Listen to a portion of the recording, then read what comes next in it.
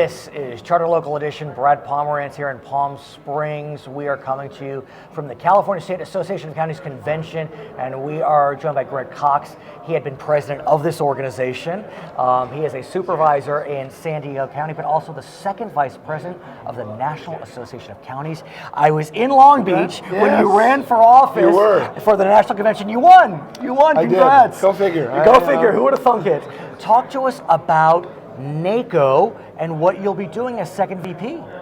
Well, it's going to be a lot of traveling. Sure. It's going to be, sloping up dramatically, of course, particularly as you get into first vice president and president. And you'll be president in 2 years. In 2 years, yeah, July of 2018. So really looking forward to it. It's an opportunity to work at the national level on legislative changes, hopefully, that'll be beneficial to counties. But let me ask you, look, you have been a leader in organizations like the League of California Cities, like California State Association of Counties, now National Association of Counties.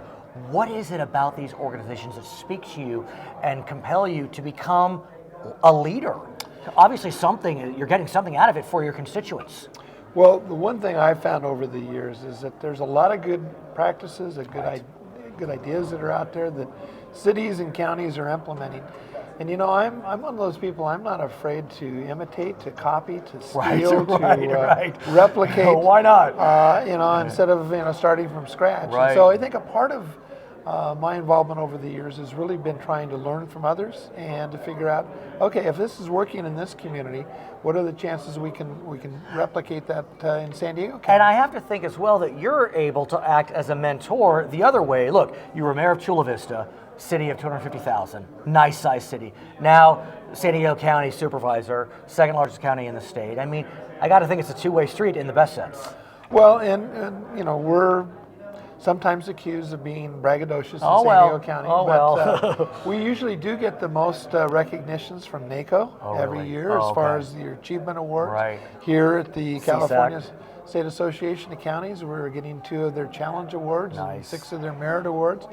And it's all about trying to get the best ideas, refine them, work them out, and then frankly share them. I mean, what's the harm in letting people know what you're doing and the successes you're having, and the failures too sometimes. Indeed. So, Supervisor, what issues are percolating at NACO, at CSAC? I have to think that counties throughout California and even throughout the state or country, I should say, are grappling with the same ideas, same matters. Well, I think right now the biggest conundrum is trying to figure out, we're going to have a change in administration back in Washington, D.C., and just trying to figure out, what is the relationship of counties at the national level going to be with the Trump administration? Yeah, and let me ask you about that, because I think about San Diego County, I think about Southern California, and look, we can say a lot of things about trade and how trade has impacted, let's say, the upper Midwest, the Rust Belt.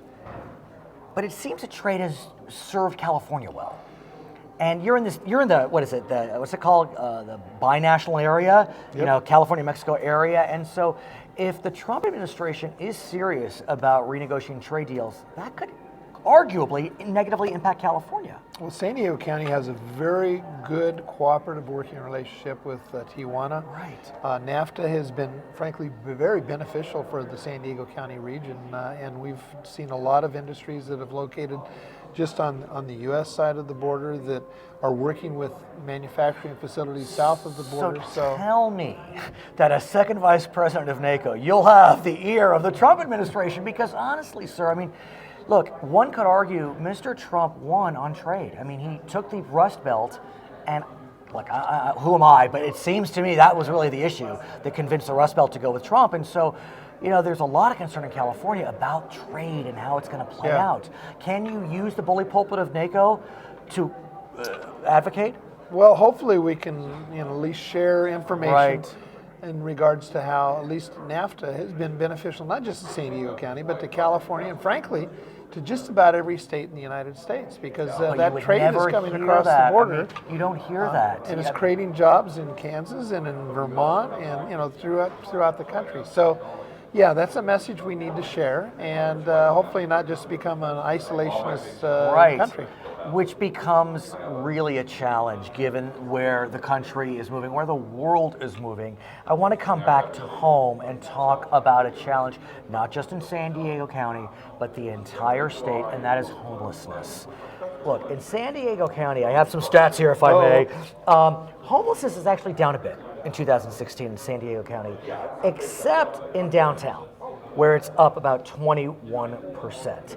But if you look at the long-term trends, San Diego has gone from 12th in the nation to 4th in the nation in terms of homeless population.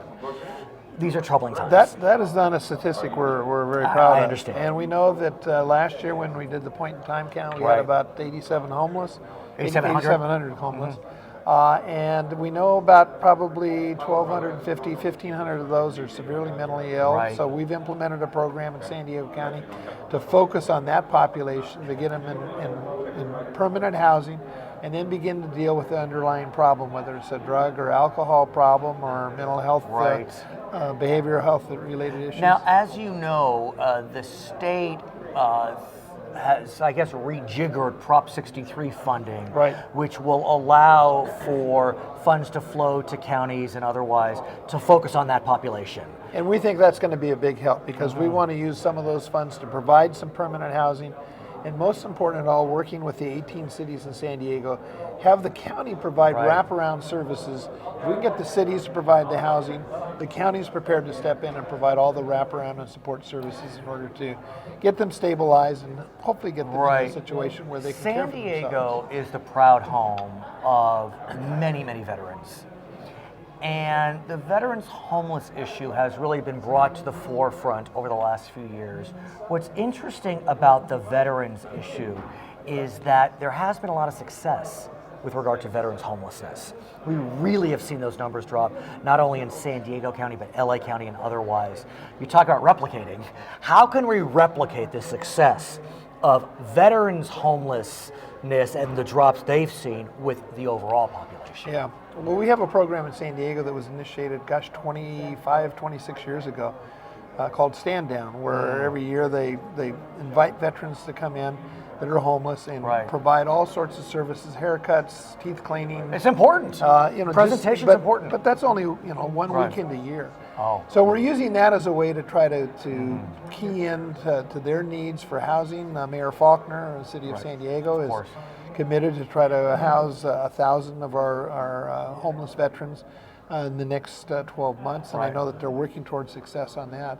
Part of the problem is San Diego County, as you mentioned, is ranked number 4 in the country in homeless, and that's a growing problem. And yet, when you look at the funding we get to provide homeless services, we rank number 23, and so we're trying to work with the federal government to change the criteria and the formulas that they use. Is it time for San Diego, either the city, the county, Chula Vista, whatever, to look inward and look towards passing a measure to fund homeless services? The city of LA did that.